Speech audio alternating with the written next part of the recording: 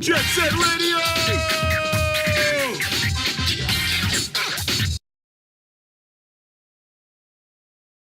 If I loved Beyblade as a child, and I did, I've admitted to it, then the game that set my musical taste was Sonic Adventure 1 and 2. But besides the full butt rock of Cross 40, there's also one other game that's within my mind, bubbling somewhere deep on a casino peaking. Jet Set Radio, or Jet Grind Radio if you were an American. A lot of my childhood incidents had to do with this game. I tried to learn how to rollerblade and almost broke a leg because of the game. I tried to learn to draw sketchy characters, and since I've never been much of an artist, I failed. I tried singing along to some of the music and got in trouble for it. Yeah, turns out 60-year-olds are not supposed to be turned on. I've had the soundtrack, or at least one or two songs on every single MP3 I've ever owned, and now on my phone. Heck, I wrote an entire novella featuring the protagonist, which focused on the bond of friendship between Beat, Yo-Yo, Gum and Tab, or Corn if you prefer that. I picked my shirt colors to be orange, to match beats, even if I never found one exactly like the one young Rudy wore. I played at him nostalgic crossover games, and seriously considered contenting my grass green and getting some giant headphones, which ended up not happening, but there is certainly something about Jet Set Radio that is timeless. It is dated, and yet that statement doesn't contradict the one I just said. It really depends on how you approach the game, I think. Jet Set Radio incorporates a lot of elements from other Sega games of the time, from the grinding, hence the American title Jet Grind Radio, from Sonic Adventure 2, to the counter and arrow from Crazy Taxi. Yet something about the mixture creates a game that still holds up to this day, mostly.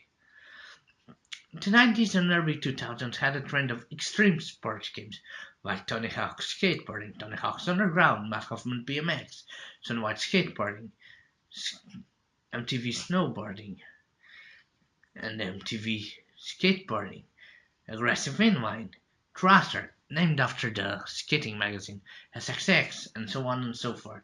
And Jet Set Radio tried to play with that crowd, or at least it was advertised as such manner.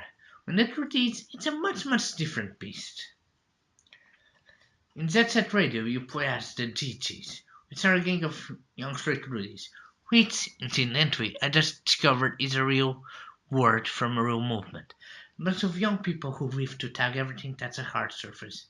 Tagging, as you quickly discover, is a way to gain a reputation, and even territories from other gangs of Rudies, which are the Love Suckers, Noise Tanks, and Poison Jam, each with a different district.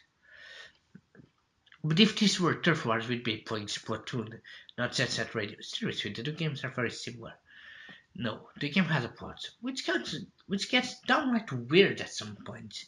You know how Goku collects 7 Dragon Balls? It's kind of like that.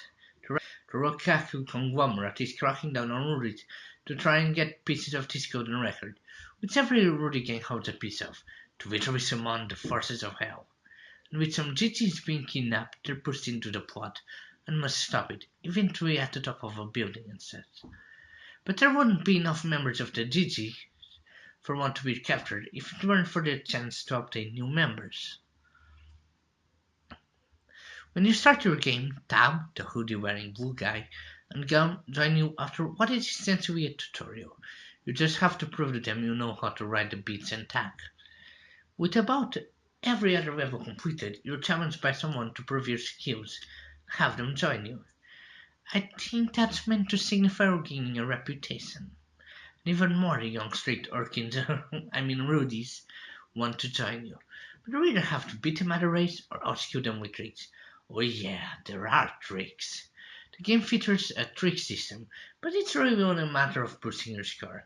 You can do flips, somersaults, so on and so forth. You rip automatically to nearby surface. It's in a manner that's justified by the game plot. Apparently, you had Your hand magnetically driven in-white skates powered by newly developed lithium batteries, and since they're magnetic, they grip the rails and other pieces of metal. Does that mean you won't miss one or two jumps once in a while? It's not clunky. In fact, it works really well to position yourself. But when the platforms to jump to and from somewhere are so small, well, the characters are in roller skates. The controls are a bit slippery. So as you gain new members, each with different stats, and populate the garage, the GG's headquarters, the forces you're up to start increasing exponentially. At first it's simple, a fat man with a non-squirt gun, and some policemen who grab you and attempt to slow you down. But soon enough there come armed policemen, and tanks, and freaking jets who shoot havoc from the skies, all in an attempt to get you. At, cert- at a certain point in time, it's even implied that Captain Onishima is killed off for his incompetence, and as a much more threatening force appears, the gang of assassins known as the Golden Rhinos, who, ever since I was a child, just creeped me the F out. What with their masks? But they looked fine and smooth as fuzz, I gotta hand them that. But even with the machine gunning toting maniacs, tanks, jets, and guys who like to hold your waist, you must persevere. Spread throughout the levels which are literally called graffiti. To tag a place which is indicated, the player must hold enough cans on their person to do so. Yellow spray cans add 1 to the overall counter, while Bruce spray cans add 5. Red ones simply give you health, and with bullets flying around, you'll need it. The player will travel through sewers, futuristic skyscraper zones, bus terminals, high-off buildings, and even Cedar Park with no regard for personal property. As the game says in the beginning, graffiti is art, but only if done with permission. Tagging or spraying without permission is vandalism that shouldn't be imitated. At that sound, I often just roleplayed the first level with command tab and saw the crazy post stated when I succeeded. But actually sitting down and completing the game, I can definitely point out how it requires true skill. The first of those many skills being understanding that what looks like background and would normally be blocked by an invisible wall in other games is actually passes to another part of the level. Taking a car or something is easy enough. The only thing that's needed is a press of the button with enough cans. And it's done automatically, but to paint a canvas with bigger pieces that can be customized and picked from with every collectible one picks, that requires pressing the buttons in the right combination of directions. This makes great use of the analog stick. The game makes it. But unfortunately, that makes the HD version on PC almost impossible to play without a controller. But assuming you don't want to hold the controller in their hands, the controls couldn't be simpler. You have a jump button, a speed up button, and a tag button, generally mapped to the trigger buttons. Since it is a Dreamcast game, a system for which the controller only had one analog, camera mapping can be a bit tricky, but it works fine enough.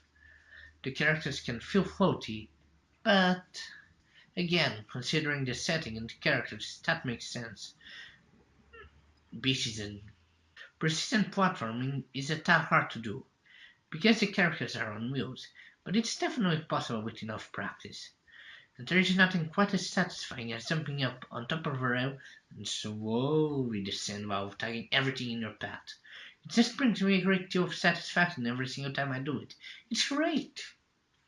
As every review of the game loves to mention, the game uses a technique known as cel-shading, though it wasn't the first game to do so, which makes it look cartoony or something straight out of a comic. To save up on the technical details, instead of applying a realistic shading, it's just a surface applied to a base texture. It's just still used in great effect in Okami and Wind Waker, or if you want an HD example, Borderlands. And it looks awesome. I'm playing through the HD version, but even the original, which I don't own the CD anymore, had models that looked cartoony. They stretch, they bounce, they come to life. It holds up much better than games going for realism. As much as I enjoyed games like Metal Gear Solid on the PlayStation, or even later titles like Halo on the Xbox, this looks better. It's not dated, it never gets old. But I saved the best part of the game for last. The thing that really makes Jet Set Radio iconic is its music. So some tracks are licensed and don't appear on the soundtrack or the HD remake, which is a bother. But what is here is still great stuff. It's catchy, energetic, bouncy, jumpy, and great to dance off to. It goes and picks random things to sample, like stuff from the 60s. It's been remixed a million times, and with good reason. The music, delivered by Hideki Nakanuma, who I believe also worked in the Sonic Rush series of video games.